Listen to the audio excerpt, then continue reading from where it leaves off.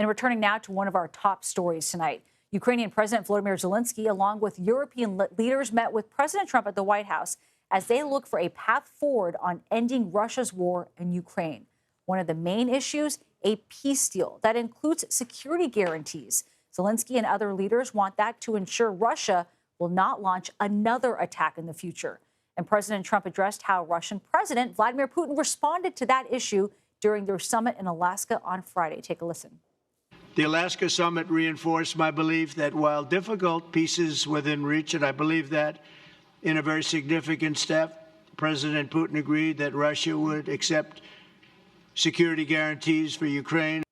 And CBS News senior national security correspondent Charlie D'Agata joins us now. Charlie, what a day. Heading into these meetings with Putin and now Zelenskyy and the European leaders, Trump had said that he wants a ceasefire, but today instead he signaled a change on that front. How significant is that? Well, you know, it's kind of critical because if you recall before President Trump's meeting with President Putin on Friday, he said that he was hoping for a ceasefire. He made it very clear. He said if the talks didn't go well, that he was ready to walk. Well, clearly he never got a ceasefire, and it came up again at the roundtable of European leaders. The German chancellor said he can't even imagine the sort of trilateral meeting, right, between President Trump, Putin, and Zelenskyy, or any of the next meetings on Ukraine happening without a ceasefire, saying we'd all like a ceasefire. And that was echoed by other leaders in that room. President Trump pushed back. He said it wasn't really necessary. So he not only had a change of heart after speaking with President Putin, but he stood firm. President Zelenskyy has pushed for a ceasefire before negotiations begin. Other European leaders clearly back that. But as we've seen and as we reported, there has been no let-up in Russian attacks, both along the front lines and hitting cities like Kharkiv. And frankly, Putin is just not the kind of person or leader to silence his guns while entering negotiations. He knows he has the upper hand. He's going into these peace talks, if there are to be talks, from a position of strength. And Charlie, in the Oval Office, President Trump also left open the possibility of U.S. peacekeepers on the ground in Ukraine. If that were the case, what could that possibly look like? That got my attention, and it got the attention of a lot of people in this building here at the Pentagon, because this is a really important point. If there's one thing I've learned, you don't just send U.S. troops into a potential conflict zone without planning. And I'm told time and time again, the Pentagon is a planning organization. So number one, you're looking at force protection. That means ensuring fortifications, bases, and even if those are joint bases with European or Ukrainian partners. If that happens, you're looking at overwatch, intelligence, surveillance, reconnaissance.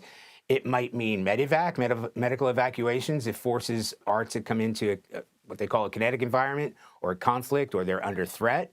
It means a very annoying word, interoperability. They use that all the time here. Do weapon systems work with other NATO partners? How much of that intelligence is going to be shared? And if the Russians were to launch an attack, to what degree would the United States respond? Would it be purely defensive? Would they engage in order to protect themselves? I mean, even simple stuff, logistics, you have to house and feed them. Deploying U.S. troops anywhere in the world is no small matter. I'm imagining it would fall under the umbrella of security guarantees if that were to be the case. And the president of the European Commission, Ursula von der Leyen, also referred to Article 5-like security guarantees for Ukraine. So this opens the door to treat Ukraine like a member of NATO, even though, as you well know, it is not. How does that play out?